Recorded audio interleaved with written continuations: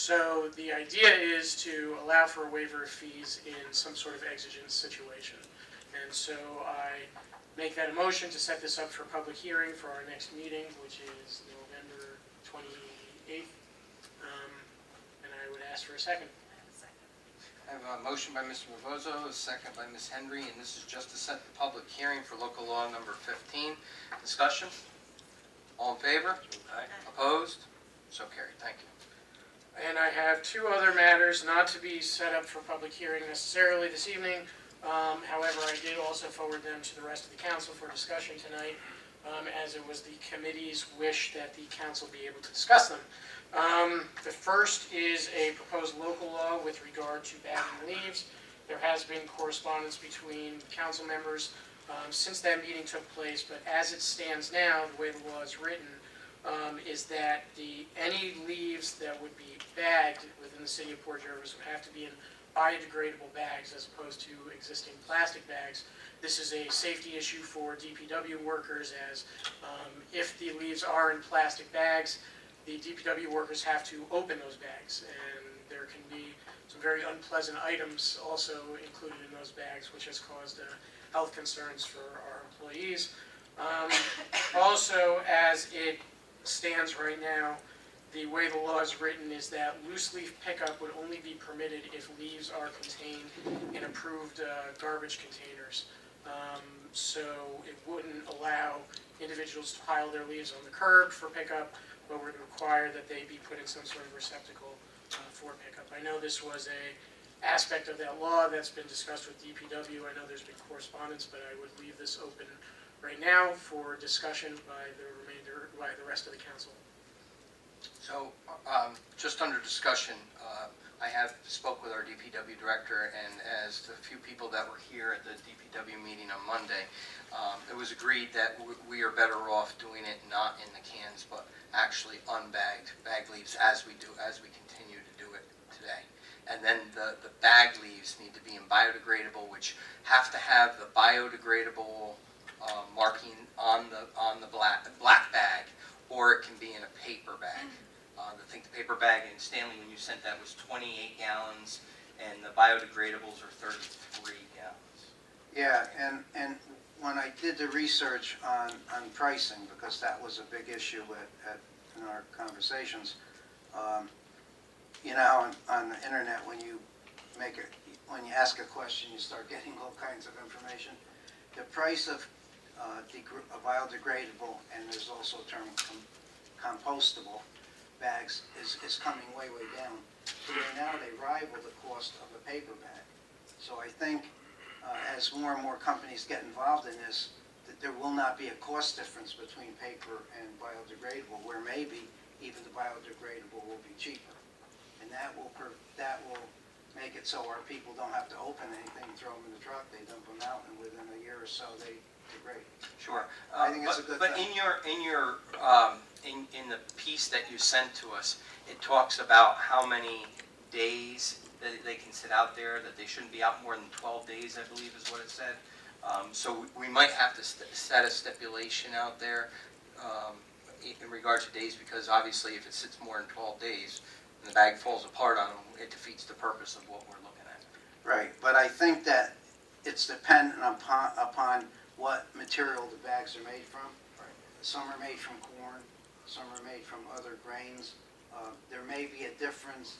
Some may last longer, or they might even develop a longer time frame somehow, because they know that's an issue as well. So yeah, but I think it's a good thing. I think it will protect our employees, and it will not be that expensive to do. So I think we need to continue the conversation and do something. Anybody else from the council? The DPW department head has already mentioned that if the bags do break, the DPW people are capable of using a rake and a shovel to pick up the leaves that came out of the broken bag. And the union president has even said that they would be happy to do that as well. And also, if we do decide to pass the law, there are going to be people that won't spend the money to buy these bags. And you're going to have bags sitting around the city that when DPW refuses to pick them up. And what happens then? The DPW eventually is gonna have to pick them up because you can't leave them sitting around. But someone would be responsible for the property on which they sit, and we have a codes department, buildings department to deal with that, and the police department. Okay, so there's some tackling. Anybody else? Not hearing any, Yeah, that's it. So what I'll do is I'll revamp the law, but I want to be clear with everyone that what we're doing is making sure that people have to use biodegradable and compostable bags, and that we're not limiting the loose leaf pickup. Is that correct?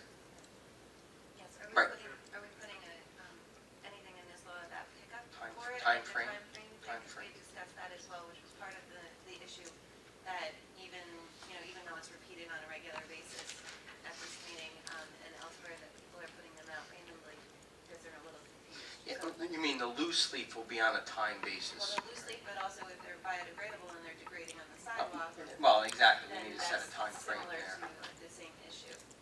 Well, we have an existing schedule through the DPW, but do we want to, I don't know if it's appropriate necessarily to write in a schedule through the local law that'd be infringing on a department head's ability to run their department, but there is a, for those that don't know, there is a set schedule for the pickup of yard waste and leaves. It's online, and you can always call the DPW to get that schedule. But it's, I'd like to know what the council wants to do in regard to that.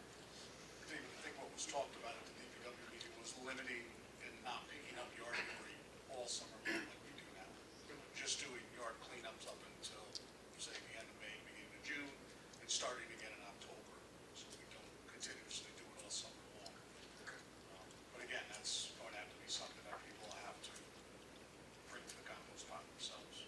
So could we put verbiage in there that says something like the schedule will be determined by the DPW director? Yeah, we worked with that. I don't think the law has to have a schedule. Yeah, I don't think the law should have a schedule. And that's just something that can be set, right? And Okay, and then, oops, sorry. the loose on the street, that would be not happening anymore? No, it would be. Oh, okay. What we discussed at DPW was, because the first issue was, well, there were two issues that we discussed in code. One was a safety issue of having big piles of leaves in the street that, somebody could be playing in and then get run over. And then also, what was the other issue? Oh, expense, whether or not it took more time or expense for DPW. But Mr. Carr said at DPW meeting that it wasn't more expensive necessarily, that the Street street sweeper. sweepers did an excellent job of picking it up, so it really was not a cost issue. And frankly, if you are going to require that people have compostable or, biodegradable bags, which may cost a little bit more now, I don't really think that you can then take away their ability to not use any bags too. Like if they can't afford those bags, this is a viable option for people who don't want the expense. And if they can't afford bags that are compostable, They can just rake it Can in the they street. just rake and it in the rake it street? in the street. or, and we're against putting them in bins? Well, you can, but I mean. Yeah, they can put it in the garbage. Just be sure we don't Okay. ever do loose leaves in the springtime, because the fall is when the leaves come out. The yard debris, when you're cleaning up your yards, they always bag. Okay. Fall, or in the springtime, we never do loose leaves, never have. No. Right. It's just in the fall when they. So you put them in a garbage can. Okay, I thought they said no to garbage. Okay. Okay, and the last item that the committee wanted, well, I wanted to He's gonna revise revise the it. law and provide it to everyone first. The last item that the committee wanted to bring to the council was the proposed local law regarding an event. I wouldn't even really call it a fee, but a reimbursement or a payment having to do with events that are non-city events that are held within the city and using city facilities. As this law stands now, a narrative would have to be provided by the entity or the individual that is seeking to put on the event. It has to be provided to all department heads at least 30 days prior to the event, and the individual or entity putting on the event would be required to pay for 100% of the city's cost in overtime or any other resources that go into that event. So there is right now a tapering off of that, so as years go by, it would decrease that percentage of coverage for the city expenses. However, that's been an item that's been discussed quite a bit in the code committee, so I provided this to everyone, and I am happy to hear any further suggestions regarding the event fees. The only thing that I wanted to mention was I had sent everybody the application. Did anybody have any issues with that? Because he can incorporate that into this. And I did have numbers, which I still have to follow up. I have to get still the electrician's amount, and what was the other amount that I had to get? It was electrician, and we had the DPW. You sent me the worker, you sent me the police. But we also need to talk about whether the charge is going to be including fringe or not including fringe. I think you're missing fire Fire doesn't have one. I just Just put that in press the it. Oh, okay. application, right? and electrician. Electrician was the only That's one? Okay, so electrician, I need that. Well, you should include fringes because that's a cost. Okay, I agree with Mr. all right. But she gave it to me in two different ways, and that's why I wanted to bring it up. So I can fix that. If there's no other alterations to the application, I'll send it to Mr. Bovozo, and you can include that into this. I think the application is fine. The only issue that I have with the proposed law is the decreases in percentage, mainly because the cost of the event will not decrease by 25% each year. So if we're actually trying to follow what I consider the legal way to do it, I would say that we should not decrease it. And if you are going to decrease it at all, it would be just like administration costs, like a very small percentage, because you wouldn't have to do necessarily the same paperwork each year and meet with all the department heads each year. And I know, I'm pretty sure I'm the one who suggested it to begin with, but that was just because it was just an idea when I did the research as to what other communities did. And I don't believe it was a local community that did that. I think it was just when I researched the different event fees online. So that's my opinion on that. But the rest of it is fine. Anything else, Evan? Yeah, we'd appreciate if we got comments from people outside of the code Yeah, committee. because otherwise it's the same meeting. It's as the same we always people, have. right, it's exactly We've the been doing same. this for like a year, and it's really quite painful for everybody else who has to listen I would to just it. say make it discretionary, so that if it's someone if it's an event that's doing a lot of work towards cleanup and other things, and saving us money that way, and time for people involved, department heads and their laborers, I don't know. Yeah. What is discretionary? I don't. Like not hard and fast, next year it's down 75, next year it's 50, maybe. The Corporation Council has advised us against that. When you add more discretion, you create more room for problems and litigation, ultimately. However, you always have the Yeah, ability we to do have, amend the law. You know, Mr. Van Horn, you bring up a good idea because, you take, and it's just totally separate, but take the hiking and biking trails. And you have a group of people that go out and do work that might cost us a maintenance charge, and they actually take care of it. For instance, I'll use this for instance, this here, the New York State Rifle and Pistol Association. They come, let's say the park is a complete mess, and they clean it up, instead of our DPW needing to do it, or our rec department doing it. Maybe you can take off the Yeah, that's cost, what I'm saying. what it costs them to clean that park up. Well, then you have to put something in there that says that they get a credit for in-kind. Credit for in-kind work. That would Which be, is quite accurate. Contractual. Well, then who's gonna value that? Right. There was nothing in that original contract for that, was there? well, that's why we require And the how do you value narrative it? for That's that right. reason. Right? Who's gonna value it and how do you value it? That's the only, I mean, you can do it. I don't follow the logic of the discount, so if somebody could explain to me why we would discount it because it was a number of years.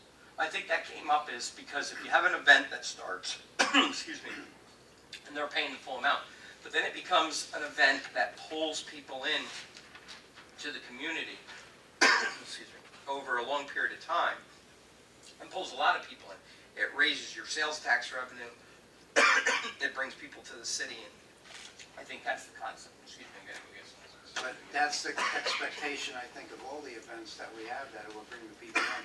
I would think that if it was me running an event, and I found that it's costing me X number of dollars because I needed so many DPW, so many police, that maybe I could figure out a way on my own to reduce the number of police and Well, DPW. that's what part of the application that I had. process is. So they can meet with the department heads and like, they can say, well, you're gonna need this for cleanup or this for setup.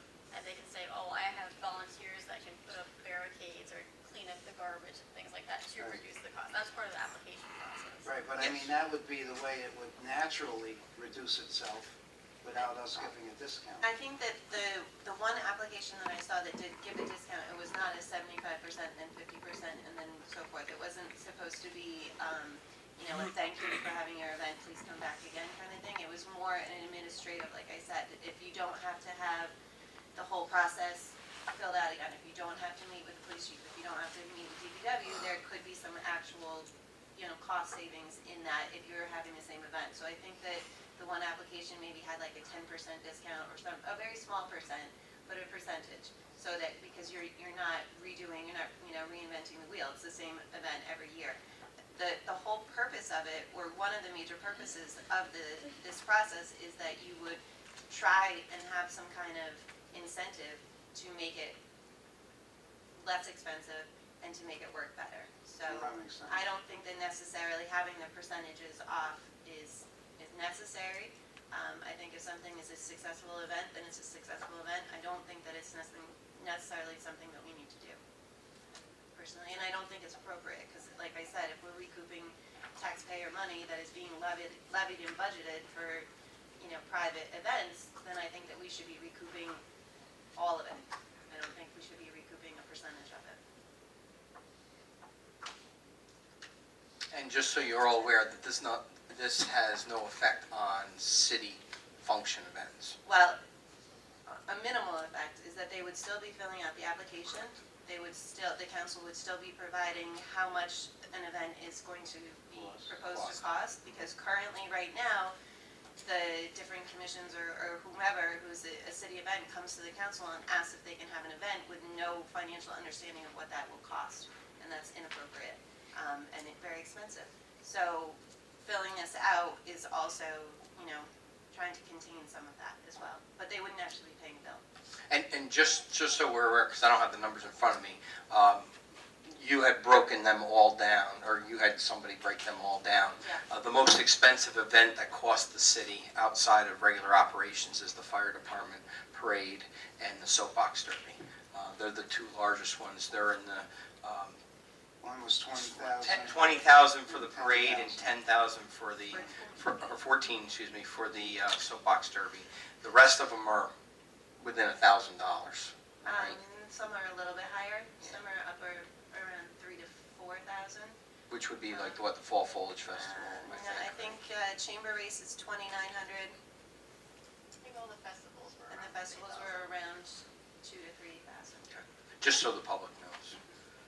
Overall, overall every activity that happens right now comes out to about 0.5% of our budget, if they're added all together. Anybody else? Okay, I'll try to modify that as well.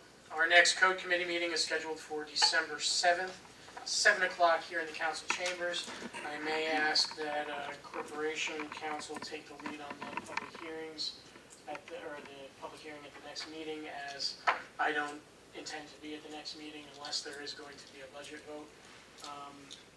So, can we do that? Yes, please. All right, thanks. So, and that's all I have. Thank you, Mayor. What a nice guy. Public Works Environmental Affairs, Mr. Belcher. Thank you, Mayor. I have a couple of resolutions. One of them is 6 pages long, so I'm just going to read the title.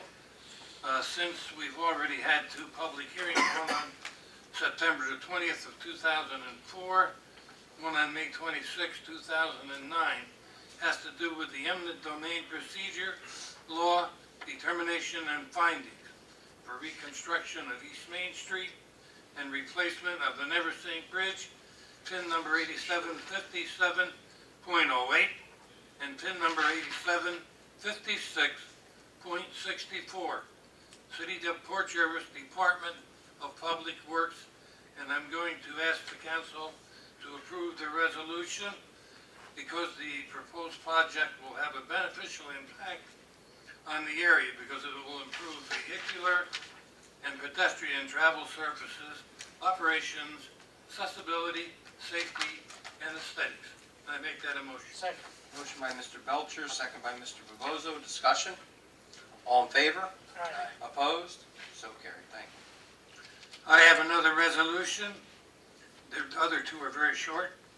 Resolution of the Common Council of the City of Port Jervis. Whereas the City of Port Jervis Common Council is currently actively involved in a project known as the Route 6 Neversink Bridge Replacement and the widening of East Main Street, which are New York State DOT PIN numbers 8756-64 and 8757.08 respectively.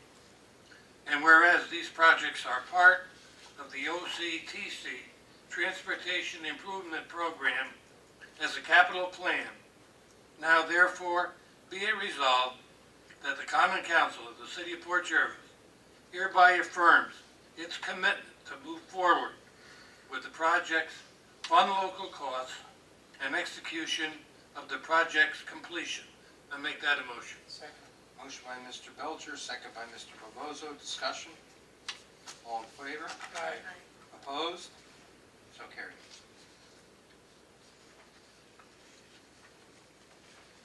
Resolution of the Common Council of the City of Port Jervis. Whereas the City of Port Jervis Common Council is currently involved in a project known as Safe Routes to School Sidewalks Replacement, which are New York State DOT PIN number 8780.48. And whereas these projects are part of the OCTC Transportation Improvement Program as a capital plan, now therefore be it resolved that the Common Council of the City of Port Jervis hereby affirms its commitment to move forward with the project, fund local costs, and execution of the project's completion. And I make that a motion. Second. Motion by Mr. Belcher, second by Mr. Bovozo. Discussion? Yes, I hope that we take the opportunity when we implement this to speak to all the residents involved and explain to them what the project is and what the expectation is, because the one we're doing now on the other side of the street, we have people that got grass strips between the sidewalk and the curb and they didn't like it, and we changed that for them. We have people that had the opposite. We have people, one lady with a driveway that called me up today that her driveway, because it was untouched, and her piece of curbing there, which was untouched, is different than all the rest, and she'd like to have it done, and no one spoke to her about it, and she's very upset, and she's prepared to go to the newspaper. I think we need to talk to everyone, all the homeowners, and explain to them once again what the expectation is and what they expect from us, because not everybody's happy with the plan as it is on one side of the street. Not everybody's going to be happy with the plan on the other side of the street. Thank you. Thank you. Anyone else? All in favor? Aye. Opposed? So carried. I have the DPW update. Garbage and recycling will be on its normal schedule for the week of November 14th. The week of Thanksgiving, which is the week of November 21st, will be as follows. Monday will be a normal pickup. Tuesday will be a normal pickup. Wednesday, there will be a pickup in the 3rd and 4th wards on the same day. So please have your garbage out early. 4th Ward residents, please remember your garbage pickup on the week of Thanksgiving will take place on Wednesday, the 23rd. Paper pickup in the 4th Ward will take place on Monday, the 28th of November. Bag leaf and tied up brush will be picked up on Mondays in all wards until leaf season is complete. Our reservoir system is getting to a dangerous low level, and reductions in water usage is imperative.